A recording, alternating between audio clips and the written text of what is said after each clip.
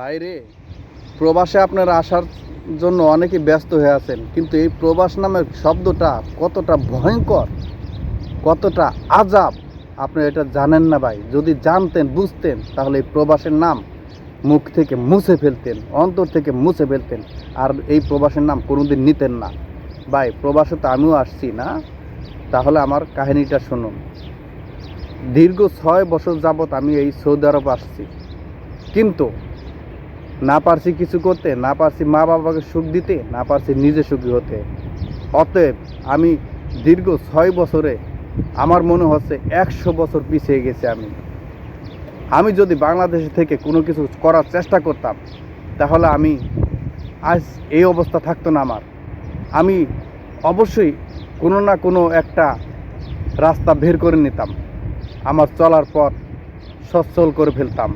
আজ আমি এই প্রবাসে দীর্ঘ 6 বছর থাকার পর আমি বাংলাদেশে ফাইনালি এক্সিটে যাচ্ছি, কিন্তু এখানে আমি সফলতা হতে পারিনি, সফলতা অর্জন করতে পারিনি। আমি এখন বাংলাদেশে গিয়ে সেই 6 বছর আগের চিন্তা ভাবনা আমার এখন করতে হবে। এখন আমি বাংলাদেশে গিয়ে নতুন জীবন শুরু করতে হবে, আবার নতুন করে চিন্তা করতে হবে, নতুন করে ভাবতে হবে যে আমি কি করব। এই ভাবতে ভাবতে আমার আবার চলে যাবে 2-1 বছর, কিন্তু আমার তো একটা কিছু করতে হবে। এই ভাবনাটা যদি আমি 6 বছর আগে ভাবতাম, তাহলে আমার এই পরিস্থিতি হতো না ভাই। আমি মনে করছি আমার এখন করুণ পরিস্থিতি।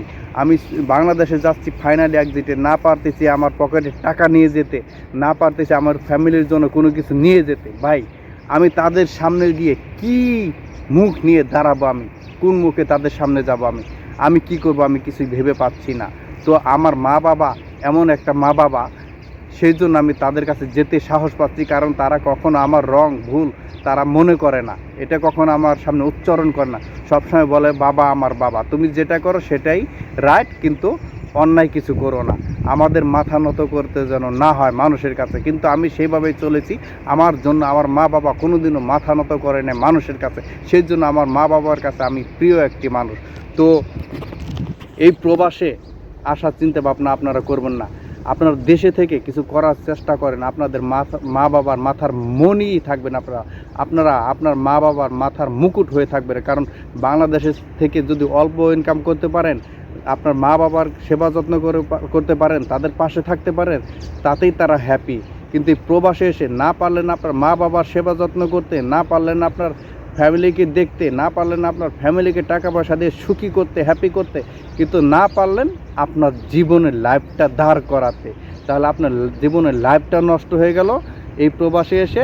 অতএব লাস্টে আপনারা কিছুই পেলেন না, লাস্টে ফাইনালি এক্সিট আমার মতো যেতে হবে। চিন্তা করতে করতে বুড়ো হয়ে যেতে হবে ভাই। আমার যে বয়সটা, এই বয়সে আমি অনেক কিছু করতে পারতাম যদি বাংলাদেশে থাকতাম, এই বুঝটা যদি আমার মাথায় থাকতো। তাই আপনাদেরকে বলছি, আমার মতো পাগল কেউ হয়েন না। আমি পাগল হয়েই সৌদি আরব আসছি। আমার আশেপাশে স্বাস্থ্য ভাইটাই যারা আছেন প্রবাস থেকে যেত, বড় বড় লাগেজ নিয়ে, বড় বড় কার্টুন নিয়ে, হাতে ভালো একটা ঘড়ি নিয়ে যেত, ভাবতাম ভাই এরা না হয় মনে হয় প্রবাসে কোটি কোটি টাকা, লক্ষ লক্ষ টাকা ইনকাম করে। ভাই দিন শেষে কি দেখা যাচ্ছে জানেন? এরা 5-10 বছর বিদেশ করে, বাংলাদেশ 2-3 মাসে ছুটিতে যায়, ধুম ধারাক্কা কিছুদিন খরচ করে, তারপর টাকা শেষ হয়ে যায়। কি লাভ ভাই? আবার প্রবাসে আসতে হয় ভাই, কি লাভ বলুন? আপনি বিয়ে করছেন, আপনার ফ্যামিলির কাছে, আপনার স্ত্রীর কাছে কয় মাস থাকতে পারেন আপনি? 3 বছর পর যদি একবার ছুটিতে যান আপনি, বা 2 বছর পর যান, মাত্র 2 মাস বা 3 মাস থাকবেন। এই 2টি বছরই তার জন্য আজাব হয়ে গেল। তাহলে তাদেরকে কষ্ট দিয়ে লাভ আছে? না, তাদেরকে কষ্ট দিয়ে লাভ নাই।